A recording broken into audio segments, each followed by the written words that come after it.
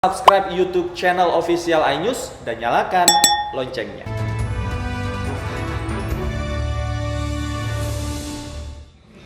YouTuber Joseph Paul Zhang yang mengaku sebagai Nabi ke-26 menjadi tersangka penodaan agama dan ujaran kebencian.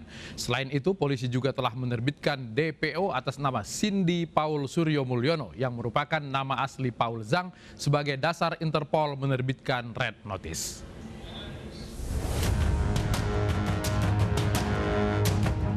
Joseph Paul Zhang telah berstatus tersangka dalam perkara penistaan agama.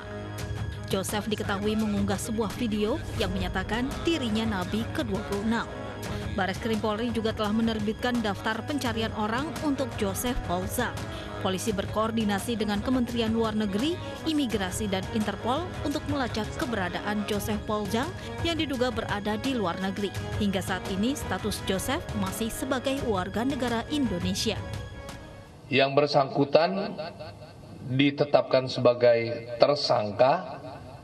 Dalam hal ini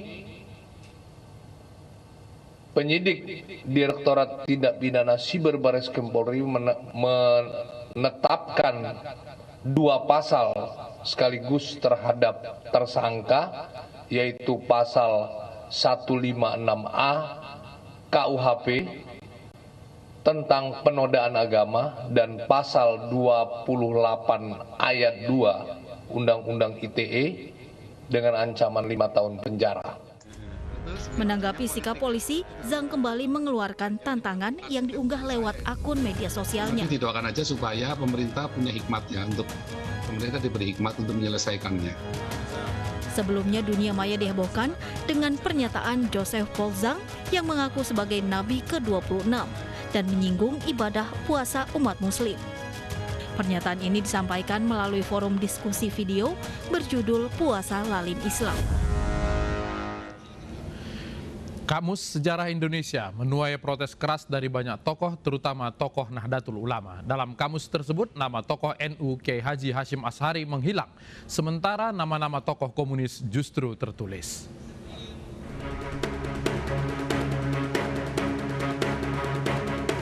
Inilah Kamus Sejarah Indonesia yang menuai polemik. Dalam isi kamus tersebut secara mengejutkan, nama tokoh pendiri Nahdlatul Ulama Kiai Haji Hashim Asy'ari tidak tertulis.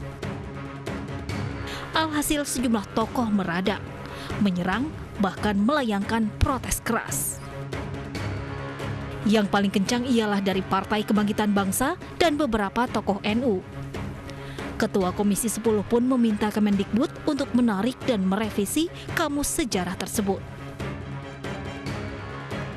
Selain itu, beberapa tokoh NU pun kecewa.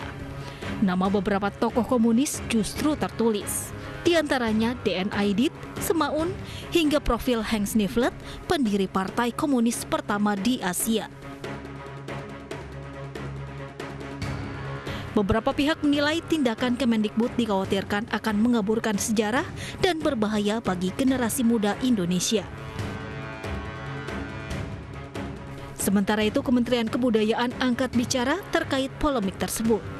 Dirjen Kemendikbud Hilmar Farid menegaskan, Kemendikbud tidak pernah menerbitkan buku Kamus Sejarah Indonesia Jilid 1 secara resmi.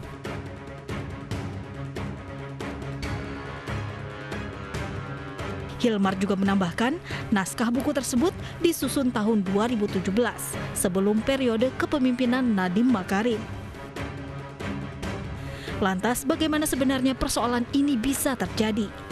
Siapakah yang bertanggung jawab terhadap polemik tersebut?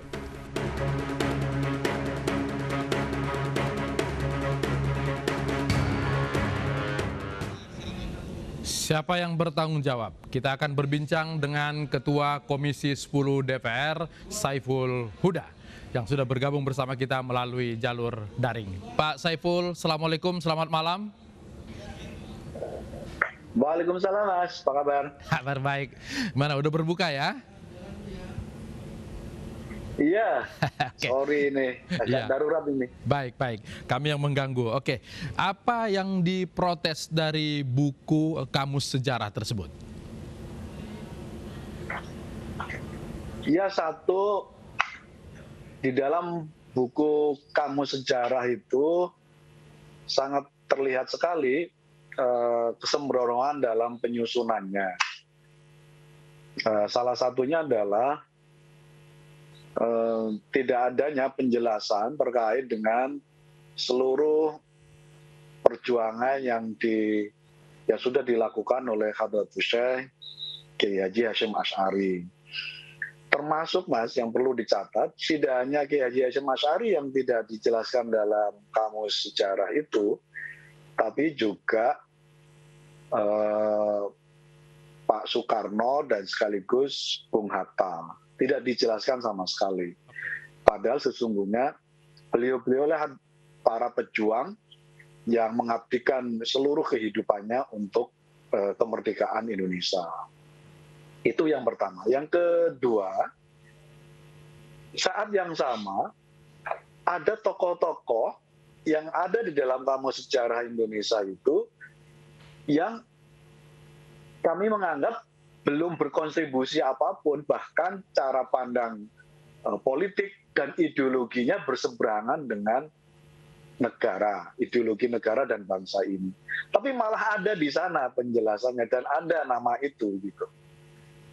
Nah, jadi ada dua hal itu. Oke. Satu, kontroversi tidak dijelaskannya seluruh peran perjuangan Hadratus Syekh Kiai Hasyim Asy'ari, termasuk di dalamnya Pak Soekarno dan Bung Hatta. Yang kedua, ada tokoh kontroversi yang cara pandang keagamaan, politik, dan ideologinya berseberangan, tapi malah ada di dalam Kamus Sejarah itu. Ada yang pantas ada yang seharusnya tidak ada, tapi muncul di Kamus Sejarah tersebut. Ini Kamus Sejarah Pak Saiful baca di mana? Katanya belum beredar, tapi Pak Saiful sudah dapat ya? Itu bisa diakses di portal yang dimiliki oleh Kemendikbud, namanya Rumah Belajar. Oke. Yang baru kemarin itu di drop oleh Kemendikbud. Jadi penjelasan dari Kemendikbud bahwa buku ini belum terbit sepenuhnya final, tapi sudah diunggah di dalam situs Rumah Belajar yang dimiliki oleh Kemendikbud, dan siswa, guru, dan semuanya bisa mengakses secara terbuka. Oke. Sampai tadi malam saya masih bisa mengakses itu. Jadi kalau ada pejabat Kemendikbud yang bilang ini bukan terbitan Kemendikbud, ternyata memang ini ada di portal resminya milik Kemendikbud ya Pak Saiful ya? Betul, namanya Rumah Belajar. Rumah Belajar. Sudah adakah komunikasi dengan Kementerian Pendidikan Kebudayaan terkait dengan kasus ini? Belum, tapi kita membaca penjelasan dari Mas Hilmal Farid selaku Dirjen Kebudayaan yang menyampaikan bahwa ini buku sebenarnya sudah disusun sejak tahun 2017 dan belum diterbitkan secara resmi. Tapi dokumen yang kita dapat, ISBN-nya pun sudah ada untuk buku Kamus Sejarah ini. Jadi secara teknis sebetulnya sudah siap cetak ya? Nah, kami menganggap buku ini sesungguhnya sudah dianggap final karena sudah menjadi dokumen publik.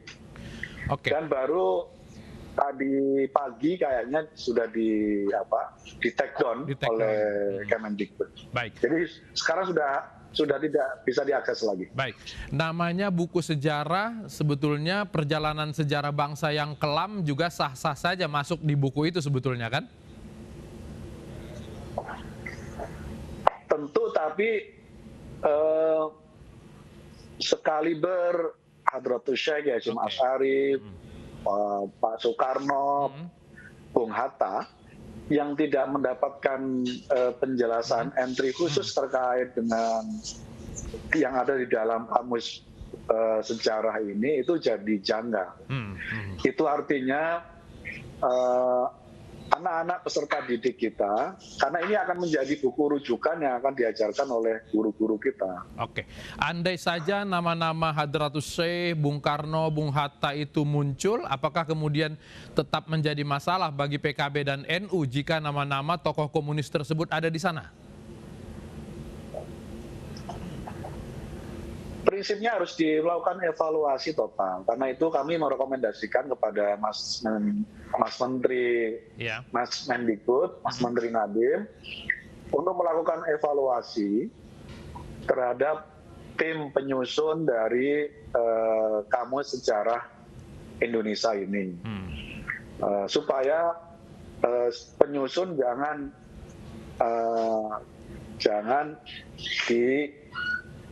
diposisikan tidak mengerti atau tuna sejarah gitu. Oke. Karena Beberapa kali negara dan bangsa hanya besar kalau kembali kepada sejarahnya dan mengerti betul tentang sejarah. Beberapa kali kurikulum kita seperti ini menghilangkan tokoh agama, dan juga beberapa kali waktu itu ada kurikulum terkait agama juga dihilangkan. Ada apa sebetulnya dengan Kemendikbud kalau Pak Saiful lihat?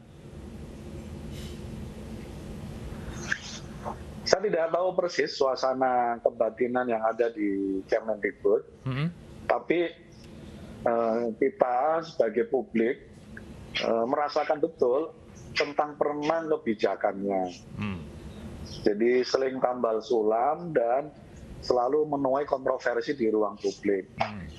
Karena ini untuk yang kesekian kalinya, Mas. Ini saya mencatat hampir ada, ini yang kelima kontroversi menyangkut soal ini. Nah, karena itu